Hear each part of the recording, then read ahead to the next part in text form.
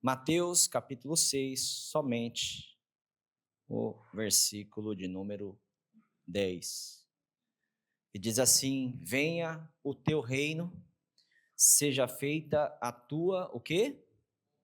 Seja feita a tua, mais uma vez, mais forte, se você puder, seja feita a tua vontade, assim na terra como no céu. Meus queridos, hoje eu quero falar com vocês sobre a vontade de Deus. Nós temos falado aqui alguns domingos acerca de oração, acerca de perdão. São textos inspirados, textos referenciados na oração do Pai Nosso. Temos falado bastante sobre oração e principalmente a oração do Pai Nosso, e nós temos aprendido a respeito da oração do Pai Nosso, que não é um texto para se ficar repetindo, né? Uma oração para se ficar repetindo várias vezes, a fim de, através das repetições, alcançar alguma resposta de Deus, como alguns religiosos acreditam. E nem como também uma fórmula de uma oração que dá certo, mas um modelo de uma oração. E é interessante que cada ponto desta oração modelo, conhecida como a oração do Pai Nosso, ele tem um grande significado para nós. Quando Jesus nos deu esse modelo de oração, Jesus nos ensinou significados que são como chaves que abrem portas. Tem aí os termos que os coaches usam, de virar a chave. E verdadeiramente, é como se Jesus, quando os discípulos ali pedem para que Jesus os ensine a orar, é como se Jesus desse algumas chaves nas mãos dos discípulos e dissesse para eles: olha, através dessas chaves vocês vão adentrando a presença de Deus e alcançando as benesses que Deus prepara para os seus filhos ou para o seu povo. E nós falamos aqui, na semana passada, de uma grande chave, que é a chave do perdão, o poder do perdão. Uma palavra que, sinceramente, confronta principalmente a mim. É uma palavra que eu trouxe a vocês, mas como uma forma de compartilhar aquilo que é a minha luta diária.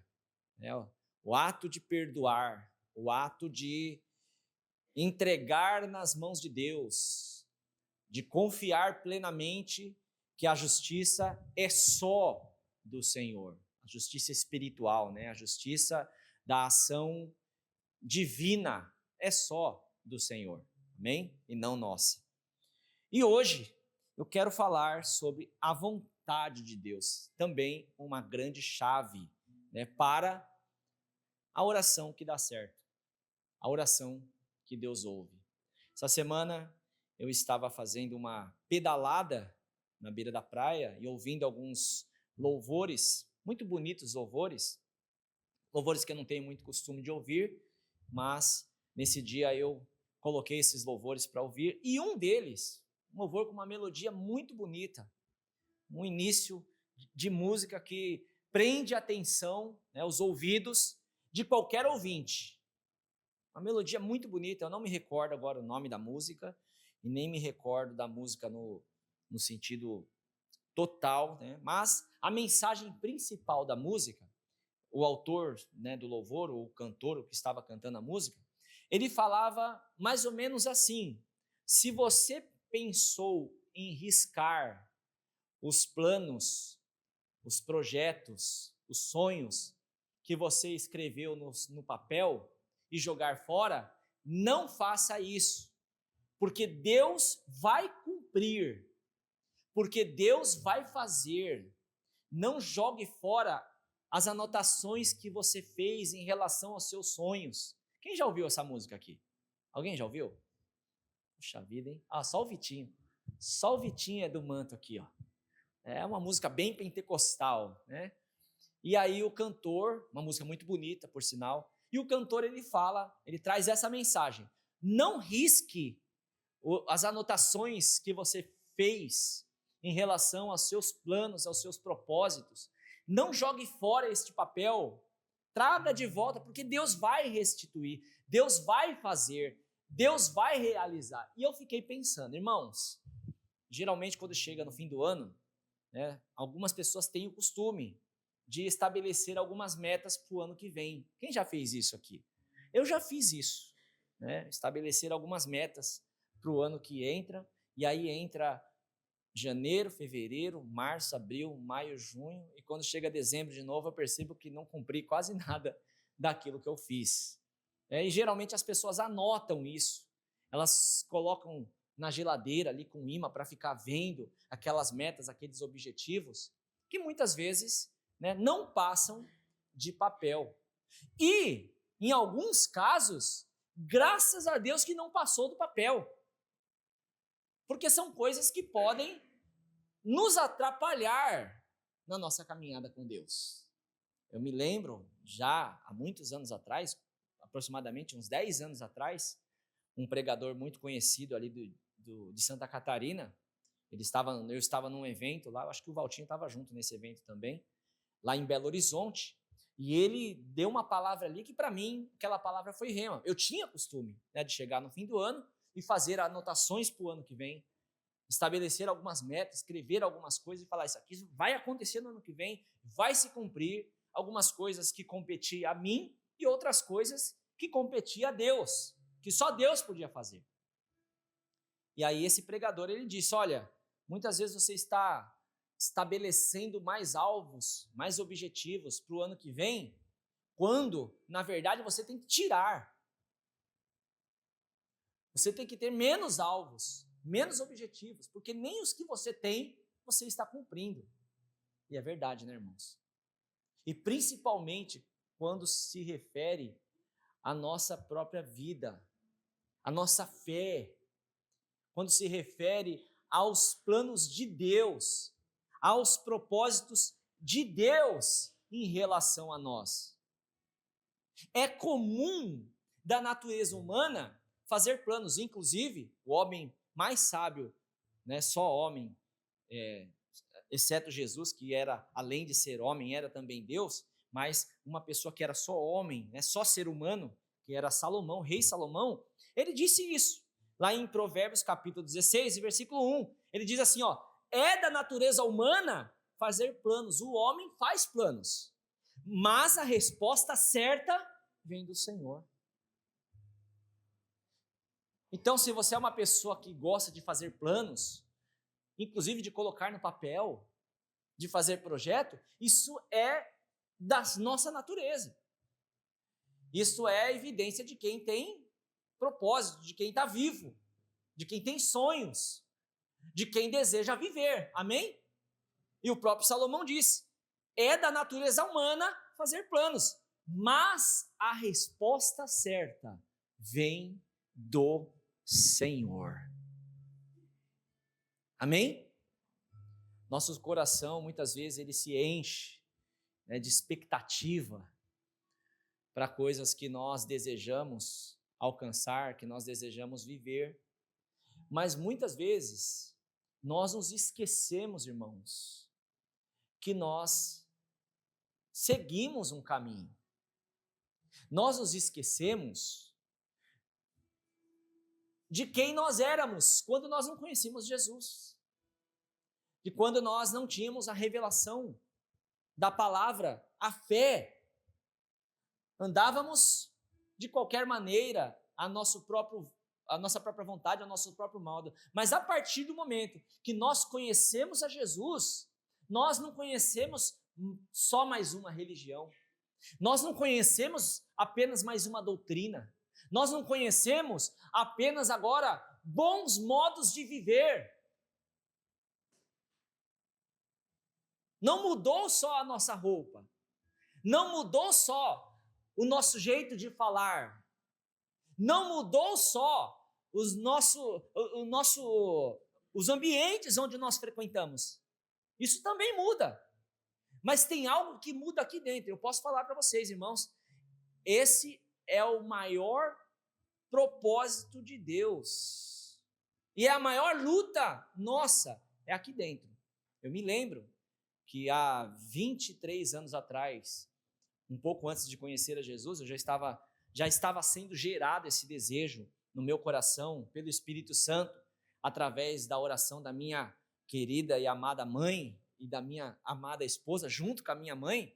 Então o Espírito Santo começou a trabalhar no meu coração e começou a nascer um desejo no meu coração de buscar ao Senhor, de conhecer ao Senhor.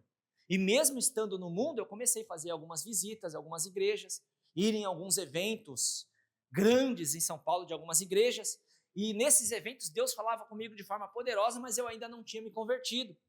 E o grande desejo do meu coração, porque eu era uma pessoa cheia de vícios, cheia de pecados, cheia de problemas, saúde, problemas na alma, problemas na mente, vários aspectos, sem esperança, sem expectativa do futuro, sem nada mais. E o que eu queria? Eu queria uma mudança de vida. Eu queria ser curado das minhas enfermidades que eu tinha, eu queria ter uma condição financeira melhor, eu queria viver o sonho de ser pai de família. E tudo isso, irmãos, Deus fez. Tudo isso Deus faz, amém? Mas, ao longo dos anos, eu percebia que havia algo ainda maior dentro de mim, que precisava ser moldado, que precisava ser trabalhado, que é o meu eu, o meu ego. Quando Deus cria os primeiros seres humanos, Deus criou pessoas dotadas de livre-arbítrio, pessoas dotadas de escolher o seu próprio caminho, de fazer a sua própria vontade, pessoas dotadas de inteligência. Deus não criou robozinhos e determinou, como alguns acreditam, de como ele deveria ser, se ele deveria ser bom ou deveria ser mal. Não. Deus fez o ser humano perfeito e conforme a sua imagem e semelhança, como diz as próprias Escrituras. Por quê? Porque o ser humano, se ele quisesse ser independente, ele seria. E foi o que aconteceu. E quando nós aceitamos a Jesus, quando nós conhecemos o Senhor, o que começou a acontecer na nossa vida? Além das curas, além das bênçãos terrenas, além dos sonhos realizados de constituir família e tudo mais que todos os seres humanos, todos os homens e mulheres desejam. Além disso, começou uma transformação aqui dentro. Aqui dentro. Como Paulo diz em Romanos, no capítulo 12, versículo 1 e 2. Ofereçam um culto racional ao Senhor, através do vosso corpo, e renovem a vossa mente, para que vocês experimentem o quê? A boa, a agradável e a perfeita, o quê? Vontade, diga vontade de Deus. E aí nós entramos nesse processo, irmãos. E este processo é doloroso. Este processo é difícil. Passe 1, 2, 5, 10, 20 anos de caminhada cristã, nós estamos sempre lutando no meio desse processo. Por causa desse processo. Diga comigo, vontade de Deus. Quando Jesus ensinou a orar, inclusive no começo da oração, o modelo de oração é: Senhor, eu me submeto. Senhor, eu me disponho. E isso não significa eu quero. Isso não significa eu gosto. O que Jesus está ensinando, se é assim no céu, precisa ser assim na terra. Se é o que o Senhor quer, deve ser o que eu quero.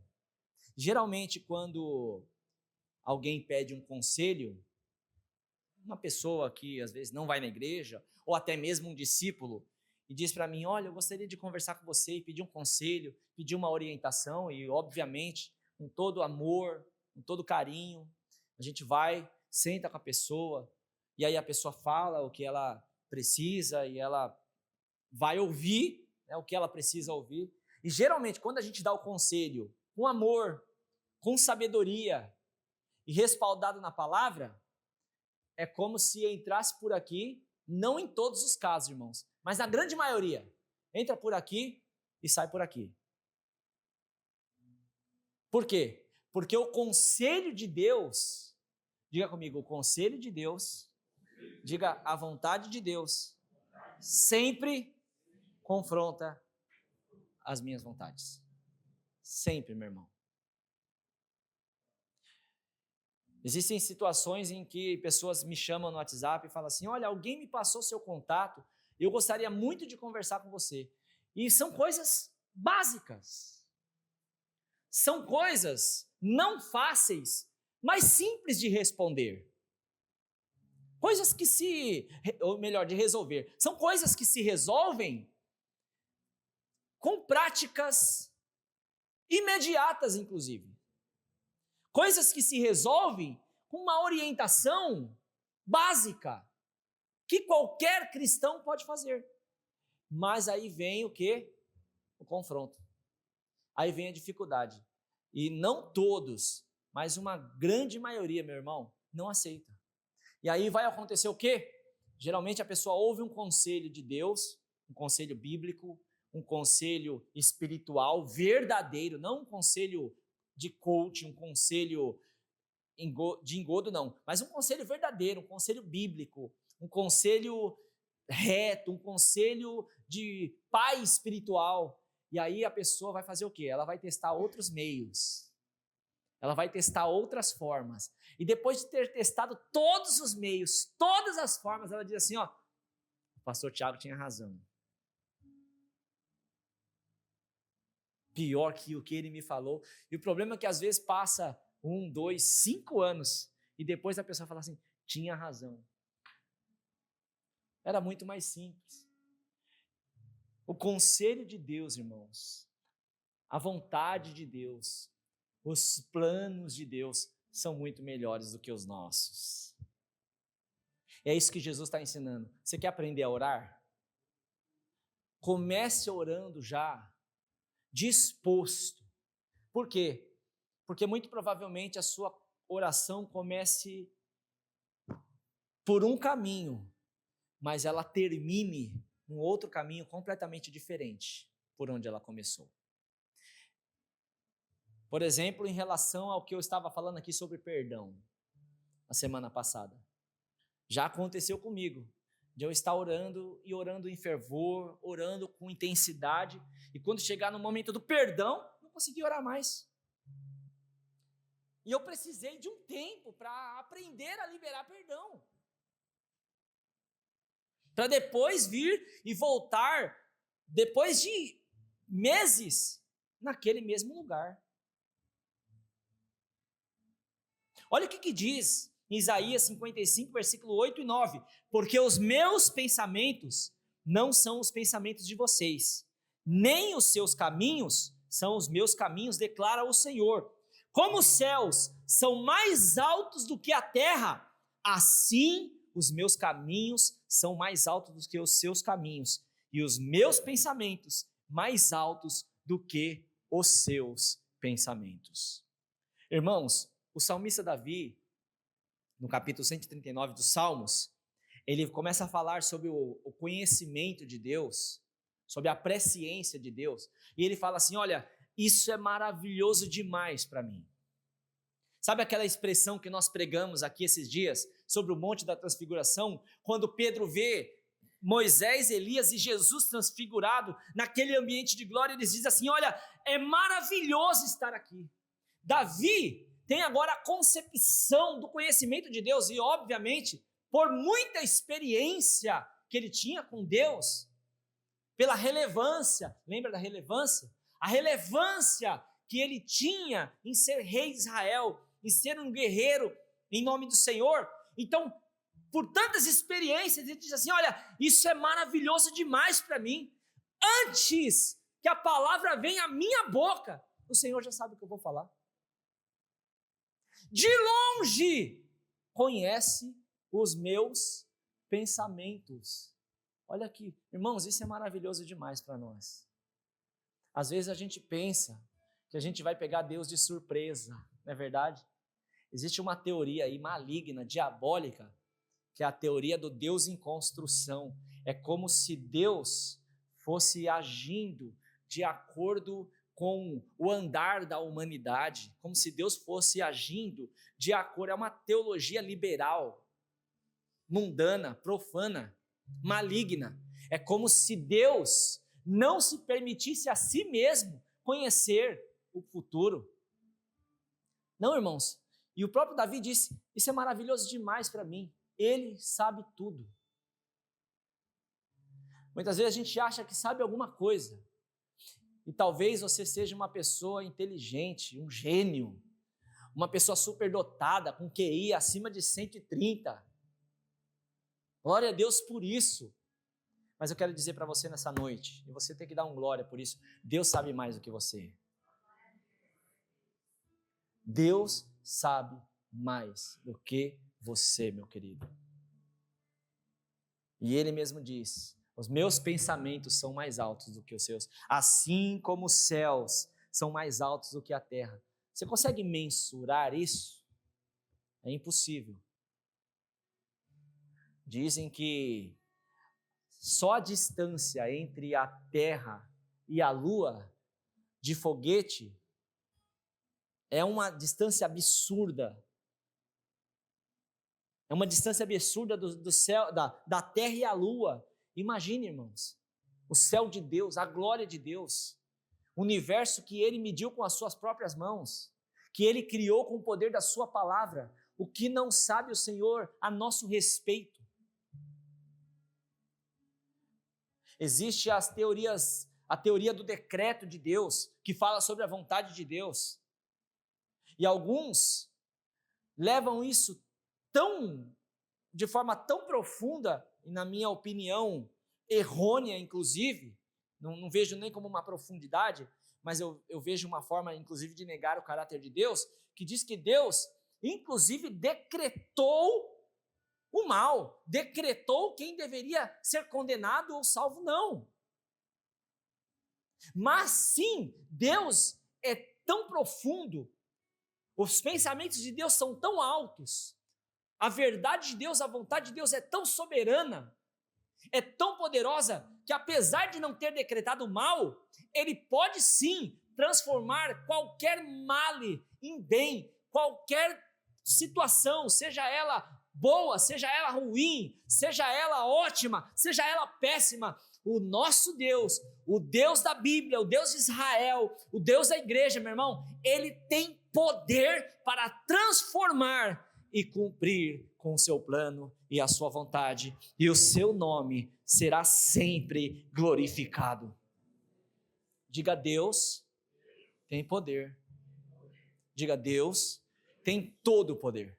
Só que há uma parte nossa, irmãos, a renovação da nossa mente, abrir a mente, abrir os olhos espirituais, isso cabe a nós.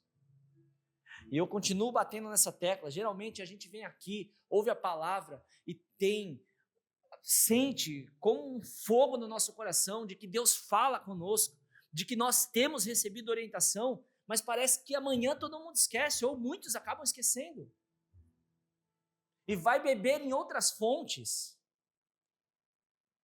e vai buscar em outros meios. No Novo Testamento, em Efésios capítulo 3, versículo 20, diz assim, diz que Deus é capaz de fazer muito mais do que aquilo que pedimos ou pensamos, de acordo com o poder que opera em nós. Meu irmão, sabe qual que é o poder da oração? Deus quer que oremos, e eu acredito que falei aqui na semana retrasada. Por que muitas vezes a gente tem que orar, tem que abrir a boca, tem que expressar os nossos sentimentos? Como no caso, por exemplo, de Ana, que tinha um grande desejo no coração, um grande sonho de poder ter um filho, sendo estéril, e ela nem conseguia proferir palavras, mas ela expressava com choro, ela balbuciava, e através daquela expressão, Deus ouviu a oração dela e deu de presente a ela o maior profeta da história de Israel, que não era só profeta, mas era também sacerdote e fazia o papel de rei, Samuel. Inclusive o nome dele significa Deus ouve. Então por que muitas vezes a gente tem que orar? A gente tem que falar, a gente tem que se expressar. Não é porque Deus não sabe, Deus já sabe, meu irmão. É porque nós precisamos ativar a nossa fé através disso. Mas existem situações que antes de nós orarmos, Deus já faz. Quero dizer para você aqui nessa noite, que se o teu coração estiver alinhado ao coração de Deus, como Tiago diz, se pedirmos alguma coisa de acordo com a sua vontade, Ele nos ouve. Eu costumo falar que às vezes Deus requer algo de nós, Deus pede algo de nós, Deus nos faz uma cobrança em relação a alguma coisa nas nossas vidas, não porque Ele precisa de nós, mas porque Ele nos chama a se alinhar ao coração dEle. O que é fazer a vontade de Deus? Muitas vezes, irmãos, tem gente que a gente julga, inclusive, mas que Deus está abençoando. Por quê? Porque aquela pessoa, apesar de não ter tantas condições humanas, condições sociais, condições intelectuais, o coração dela se põe completamente disposto a fazer a vontade de Deus. E só por haver essa disposição, Deus abençoa. Então nós precisamos aprender nessa noite algumas evidências dessa vontade, porque muitas vezes a gente ora e fala assim: Senhor, eu quero fazer a vontade do Senhor, mas a gente não sabe. Mas a gente não consegue discernir qual é a vontade de Deus. A vontade que é agradável, que é boa e que é perfeita. Que vontade é essa? Então a primeira evidência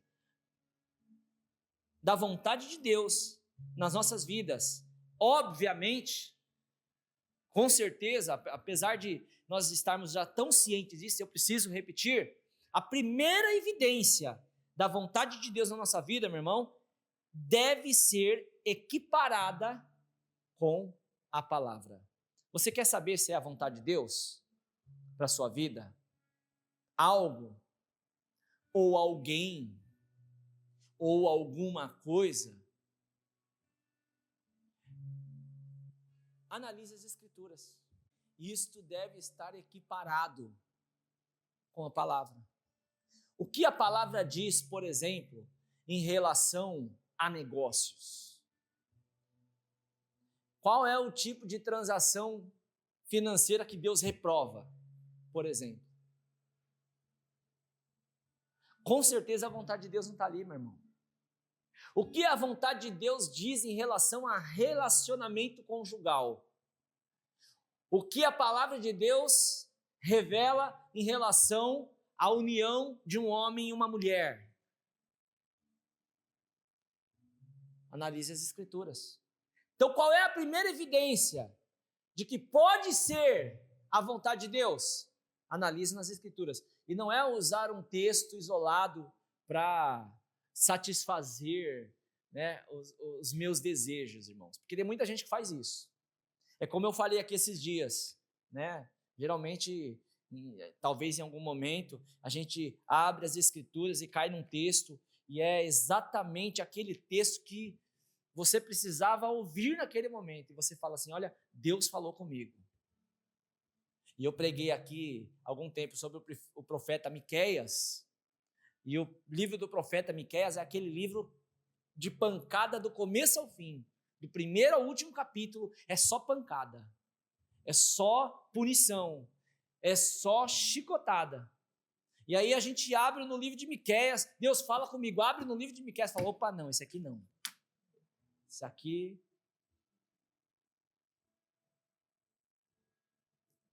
Então não é pegar um texto isolado, um versículo, fala: pronto, é isso que eu estava precisando. De maneira nenhuma, meu irmão. É analisar as Escrituras no contexto geral. O que aconteceu lá no passado? como Deus agiu em relação às autoridades, como Deus agiu em relação ao povo, como Deus agiu em relação à igreja, como Deus agiu em relação aos apóstolos, como Deus agiu em relação aos homens, como Deus agiu em relação às mulheres, como Deus agiu em relação às crianças, aos jovens. Deus não vai agir diferente, meu irmão.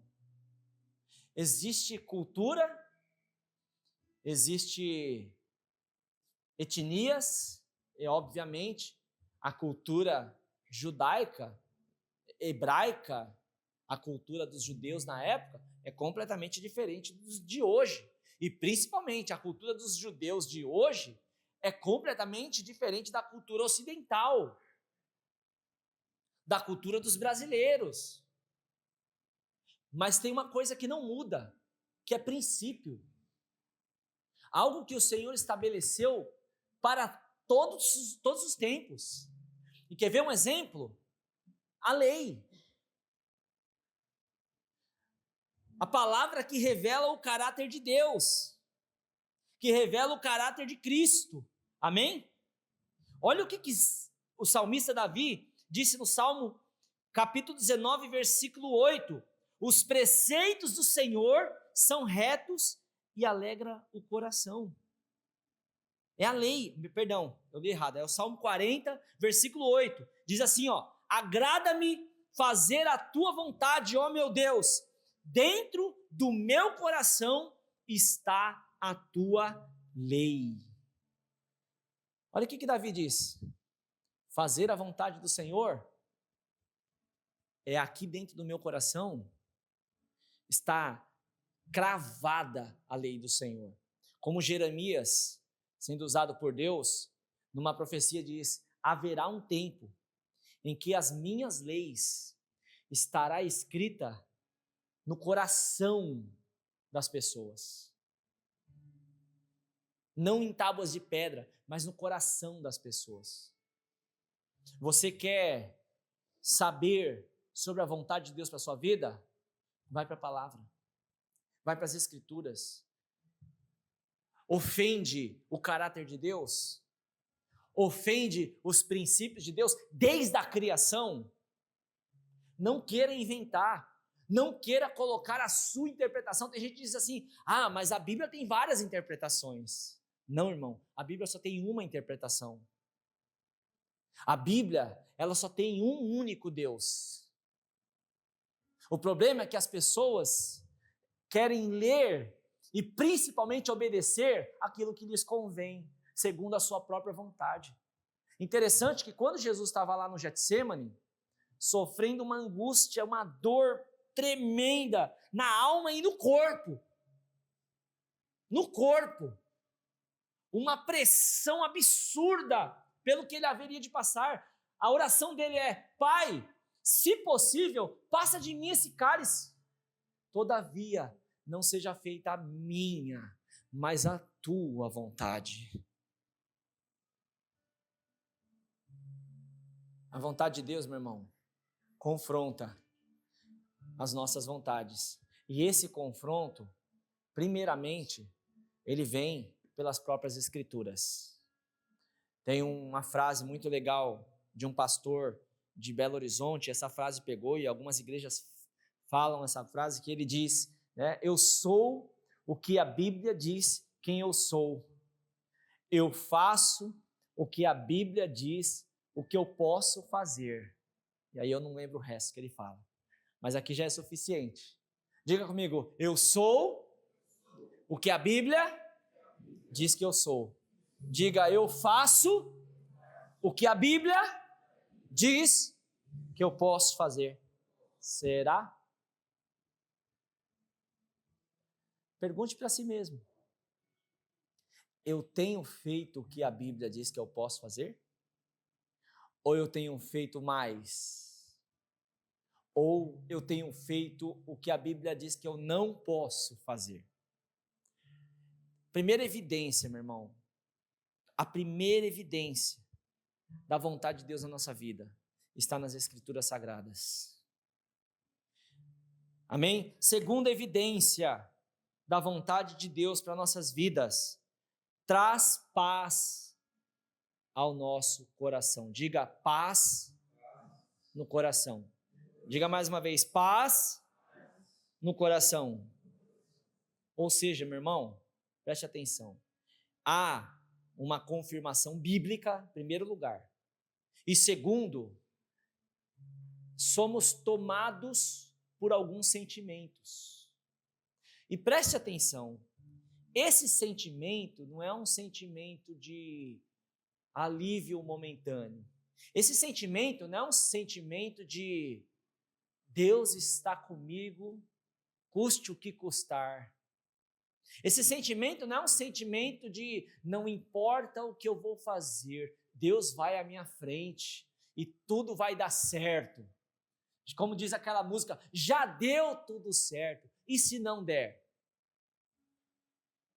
Tem um cantor, acho que do Goiás, se eu não me engano, e ele fez uma música assim, se Deus fizer, como que é a música? Ele é Deus, e se ele não fizer, se a porta abrir, se a porta se fechar, se tudo der certo, ele é Deus. E se não der, continua sendo Deus. Acho que é Marquinhos Gomes, Vi? É, né? Darcy. Marquinhos Gomes. Irmãos, você não tem noção do que esse rapaz já passou por ter composto essa música. A última que ele passou foi a mãe dele sendo assaltada, sendo espancada no meio da rua. Passou por doenças, se eu não me engano, na família. Eu sei que já passou por situações terríveis. De uma música que Deus deu para ele e o inimigo se levantou. Vamos ver se você realmente é esse crente todo que você canta. E se não der certo? E se a porta não abrir? Meus irmãos, Deus continua sendo Deus e é como nós cantamos aqui nessa noite. Todas as coisas cooperam para o bem daqueles que amam a Deus. Vai ter momento que Deus vai falar sim, enquanto queremos ouvir não. E na maioria das vezes, Deus vai falar não quando a gente quer ouvir sim. Então essa paz no coração não é uma falsa paz e momentânea que o mundo sente. Jesus disse, eu não vim para trazer paz ao mundo, essa paz que o mundo dá, essa paz que o mundo espera, essa paz do anticristo, que nada mais é pecado, que nada mais importa, você pode fazer o que você bem entende. Não foi essa paz que eu vim dar. Jesus disse, a paz que eu dou, o mundo não pode dar. Em relação a essa paz aí, eu vim trazer conflito. Então sabe o que é essa paz no coração, meu irmão? É Deus tirando a confusão. Toda decisão que vem acompanhado, preste atenção nisso. Eu falo agora por uma experiência pessoal. Toda decisão que vem acompanhada de ansiedade, de dúvida, de um desejo ardente de que aconteça logo, custe o que custar, que tira o nosso sono, que nos faz olhar para nós mesmos e olhar para os desejos desse mundo, como João diz no capítulo 2 da sua primeira carta. A ostentação do mundo, os desejos desse mundo não provém do Pai.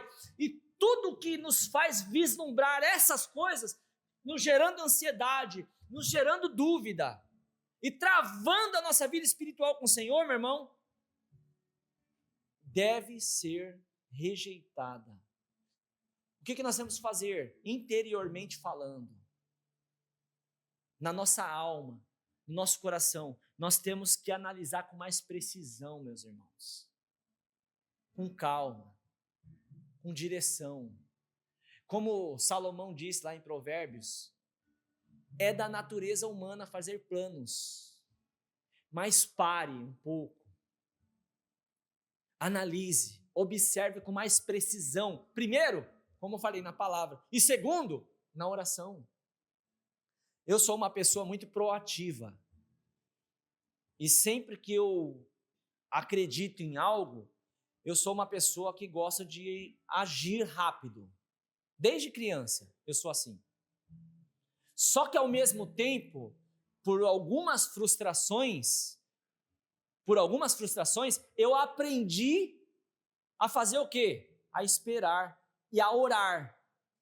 Mesmo estando agindo, mesmo estando atuando, eu aprendi a orar. Deve ser analisado com mais precisão. Primeiro, nas Escrituras. Segundo, por meio da oração. Eu te desafio nessa noite, meu irmão. Tem uma vontade no seu coração? Tem algo que queima no seu coração? E você é uma pessoa proativa? Pode começar a se movimentar, isso não é ruim. Mas ore. O meu desafio com você é, ore, Senhor, eu quero a tua direção. Se for do Senhor, abre a porta. Se for do Senhor, abençoe. Se for do Senhor, mostra, abre o caminho com verdade. Tem mentira no negócio? Tem um jeitinho humano? Ah, Deus me abençoou com uma casa, Deus me abençoou com um carro, mas você teve que omitir seu imposto de renda? Fique atento. Não caia nessa. Isso vai te gerar problema lá na frente. Amém? Olha o que diz Isaías 26, 3. Tu, Senhor, conservará em perfeita paz aquele cujo propósito é firme, porque ele confia em ti. Quantos confiam em Deus aqui, meu irmão? Então tem que haver paz no seu coração. Não é ficar de braços cruzados, não é ficar esperando as coisas cair do céu, não. É trabalhar, é se dedicar, é aprender, é estudar, é se movimentar, mas ao mesmo tempo, Senhor, seja feita a sua vontade, Senhor. Uma coisa que você precisa se perguntar é, qual é a minha motivação? E a minha pergunta para você é, qual é a tua motivação diante da sua vontade? Qual é a sua motivação? Interessante que Paulo, em Romanos 14, 17, diz assim, ó, o reino de Deus, lembra?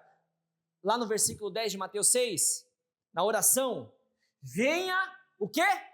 O teu reino, seja feita a tua vontade. Então a motivação, irmãos, sobretudo, tem que ser o reino de Deus.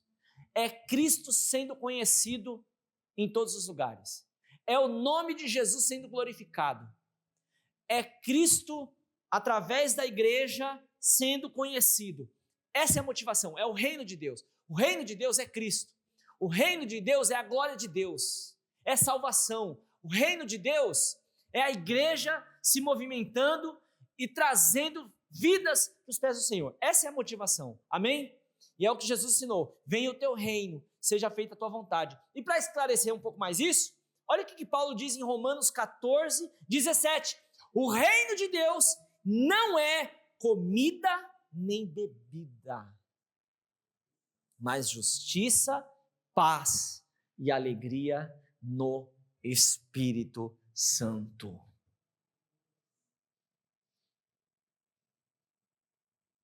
O teu plano é para quê? Há uma preocupação de que a comida vai faltar? Há uma preocupação de que você não terá as roupas para vestir? Há uma preocupação de que a sua conta não vai crescer ainda mais? Há uma preocupação de que os sonhos que você tinha de quando você era criança não vai se concretizar? Essa é a preocupação?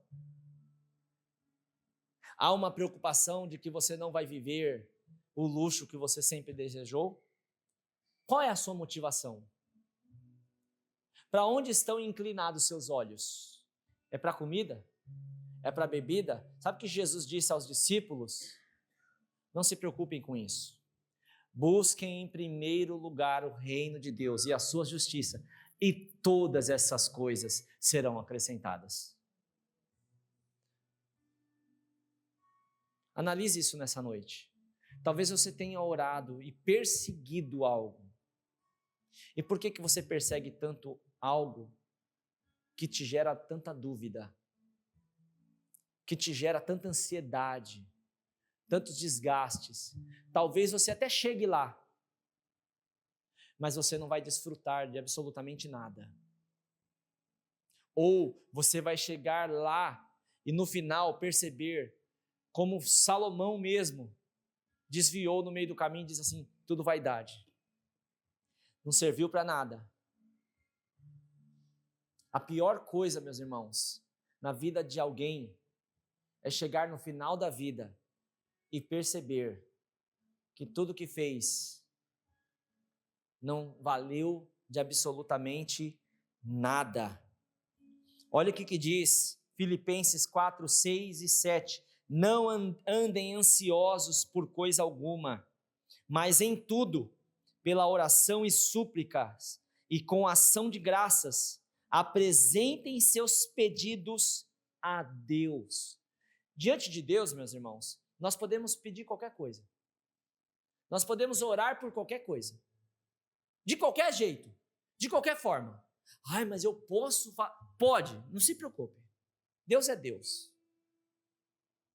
Olha o versículo 7. E a paz de Deus, que excede todo entendimento, guardará o coração e a mente de vocês em Cristo Jesus. Está ansioso? Ore. Peça para Deus. Coloca diante do Senhor. Meus irmãos, como eu já falei aqui, vou repetir, até como uma frase de impacto para você nessa noite: Deus não nos deixa confusos. Diga comigo: Deus não me deixará confuso. Não deixará. Por isso que eu estou te desafiando nessa noite. Ore. Você não ficará confuso. Alinhe-se às Escrituras. Alinhe-se à doutrina. Busque mais. Busque conselho de homens e mulheres de Deus. Busque direção. Se disponha a ouvir. Se disponha a querer saber. Você não ficará confuso. E a verdadeira paz, que excede todo entendimento, guardará o seu coração. Não vai te deixar doente. E eu falo por experiência própria, irmãos. Porque nos momentos em que eu comecei a olhar mais para as preocupações da vida, fiquei doente. A ponto de precisar tomar medicações. Graças a Deus eu percebi isso logo. Talvez você esteja aqui nessa noite, me ouvindo, e dependente de remédios para dormir, remédios para ficar mais calmo, remédios para se controlar. E eu não julgo você por isso de maneira nenhuma. Mas eu tenho uma proposta do céu para a tua vida nessa noite. A verdadeira paz que excede todo entendimento. Jesus diz: vem a mim, você está cansado, oprimido, sobrecarregado. Irmãos, esse mundo cansa. Esse mundo nos suga as nossas energias. Então é hora de nós irmos para os braços do Pai e descansar nele, porque Ele é fiel. E depois, irmãos, de receber essa paz no coração, de estar alinhado com a palavra, uma outra evidência da vontade de Deus é gerar bons frutos. Tem que gerar frutos. Tem que ter resultados celestiais, resultados eternos. Pessoas precisam sorrir.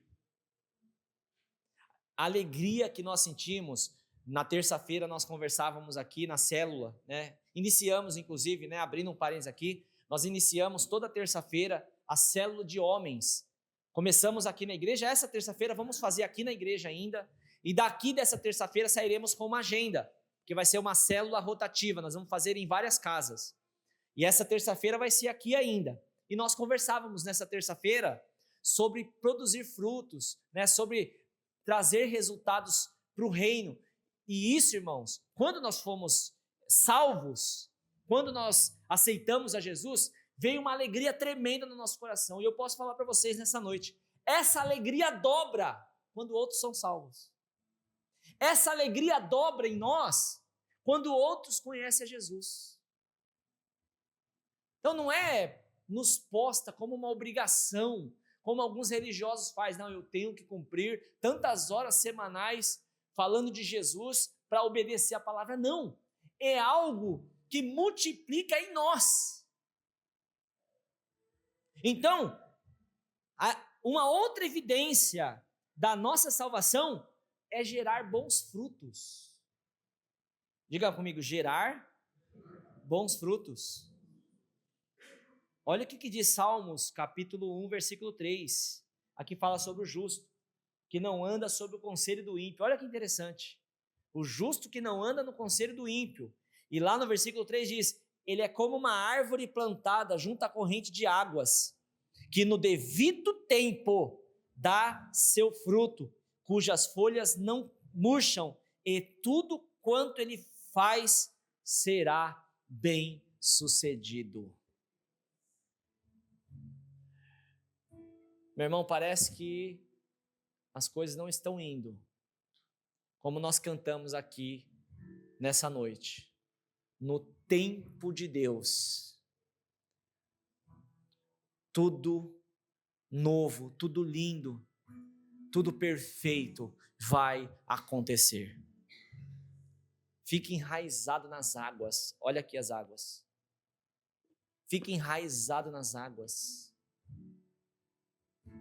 Espera no Senhor, confia, como diz Salmos 37, versículo 5, irmão Nelson usa bastante esse texto, nos evangelismos dele no hospital, e é um texto que me marcou principalmente através da vida dele quando eu estava lá no hospital.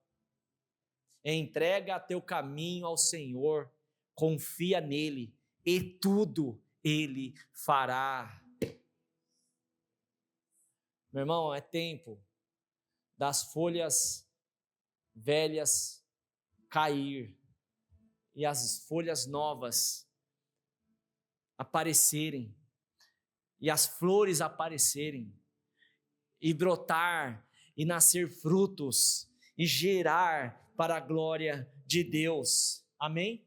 E por último, esse fruto precisa permanecer para sempre. Olha o que Jesus diz em João 15,16. Não foram vocês que me escolheram a mim. Pelo contrário, eu vos escolhi a vós outros e vos designei para que vades e deis fruto. E o vosso fruto permaneça, a fim de que tudo que pedirdes ao Pai em meu nome, Ele vos conceda. Vou-lo conceda. Olha que poderoso, irmãos. Quantos querem ter a sua oração ouvida? Imagina Deus todos os dias ouvindo a sua oração e trazendo resposta. Isso é completamente possível. Como? O que é o fruto permanecendo para sempre? É o fruto gerado para a eternidade. A salvação é o fruto gerado para a eternidade. Quando nós trabalhamos em favor do reino de Deus na terra, nós estamos apontando para a eternidade. Nós estamos apontando para o que realmente tem valor no céu. Se tem algo que Deus pensa o tempo todo, irmãos, é em salvação. 1 Timóteo capítulo 2, versículo 8. O desejo de Deus é que todos sejam salvos e cheguem ao conhecimento. Se arrependam, o texto diz, Desejo de Deus é que todos se arrependam, sejam salvos e cheguem ao pleno conhecimento de Deus. Esse é o desejo de Deus. Isso é o que importa no reino, é a eternidade. É o fruto que é gerado para sempre.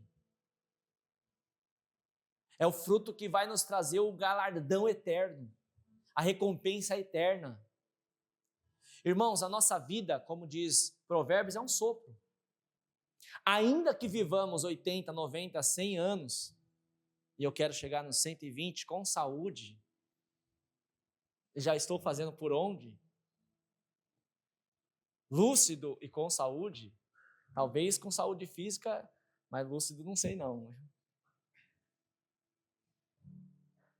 Ainda que passemos dos 100 anos, é um sopro. É um sopro. Desde a eternidade, ou desde a antiguidade, não se viu e não se ouviu um Deus que trabalha por aqueles que nele esperam.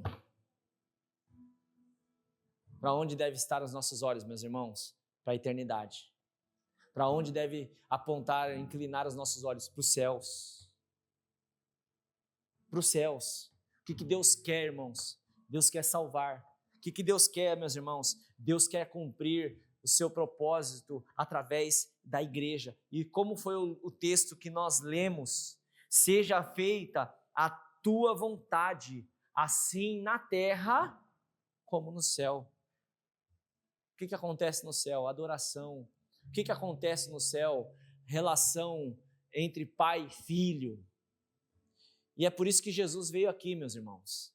Ele veio para ser o primogênito de Deus entre muitos irmãos. É ter a esperança pela eternidade, o desejo pela eternidade. E mais uma vez, foi o próprio Deus que colocou no nosso coração essa natureza de ser ativo, de fazer planos, e de viver e viver bem, de viver com saúde, de viver trabalhando. Até o Davi esses dias me perguntou, mais uma vez, pai, será que não tem figurinha grátis em algum lugar? Que ele me pediu figurinha da Copa, eu falei, não, pelo amor de Deus, Davi, esquece esse negócio de figurinha de Copa, cara. R$7 um negocinho desse tamanho com 7 figurinhas, esquece isso, mano. Mas será, pai, que não tem algum lugar com figurinha de graça? Eu falei, mano, pior ainda, não existe nada de graça nessa terra. Tudo tem que se conquistar com trabalho. E eu falei para ele, o trabalho é princípio de Deus. É princípio divino. O próprio Jesus diz, o meu pai trabalha até agora e eu trabalho também. É princípio. Foi estabelecido desde a criação e não foi por causa do pecado, não. Antes do pecado, Deus colocou o homem no jardim para lavrar e cuidar. Existem diversos tipos de trabalho, várias formas de trabalho. Uns trabalham com a força do braço, outros trabalham com a força da mente. Mas é trabalho. Agora, o que vale tanto trabalho se a recompensa for passageira? Se a recompensa do nosso trabalho não for para a eternidade? Trabalhe, meu irmão. Trabalhe naquilo que você foi chamado. Aqui nós temos funcionários públicos da prefeitura, nessa igreja aqui, funcionários públicos do Estado. Aqui nós temos funcionários de empresas privadas, nós temos empreendedores, fundadores de próprias empresas. Glória a Deus por isso. Mas saiba que tudo, absolutamente tudo que façamos, tudo onde nós canalizamos uma vontade própria, precisa estar alinhada com a vontade do céu. Seja feita, Senhor, a tua vontade, assim na terra, como ela é feita nos céus.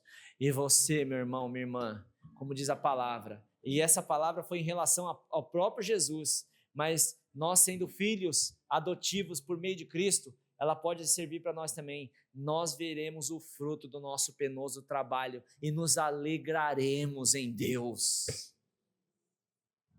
Quando chegar aquele grande dia e o Senhor disse assim: olha, entra na alegria do teu Senhor, servo bom e fiel.